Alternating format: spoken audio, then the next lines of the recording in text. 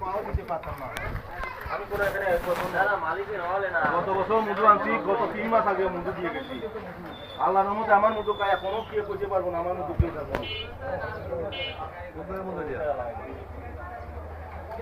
তুই তুলো মতন দইলা উঠবো মধু। আর একটা পরীক্ষা করবেন, এই যে শুন আসলে একটু আটটা দেন তো। এই যে শুন, কোনো সময় যদি মধু কিনিলে শুন দিবেন।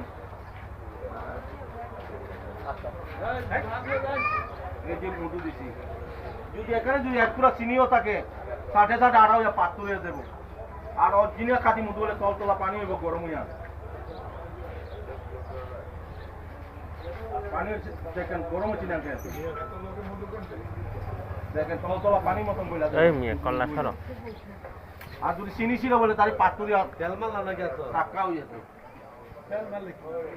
আর এটা আমি 3টা পরীক্ষা করে দিছি, আমার আর কোনো পরীক্ষা না। আপনারা যদি এখানে যদি কোনো মানুষের যদি অভিজ্ঞতা থাকলে সরাসরি আইয়া করবেন, তোমার মতো বেজাল আছে, তোমার মতো আমাকে এইভাবে প্রমাণ করে। যদি করতে না বলে এখানে পুরো বড় যা আছেন জুতা পুরো দাড়ি জুতা ফিরাইবে, দাড়ি জুতা ফিরাইবে। এটা 300 টাকা আনছেন।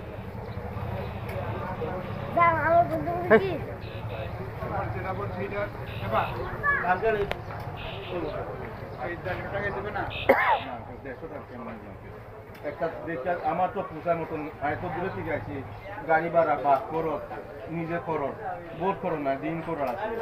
আমিও কোনো বড় লোক না, আমিও গরিব মানুষ, এটা কোনো রকম চলবে। তবেও নিজের দিনই বলে দিতে পারছি, এটা কিনা জিনিস না।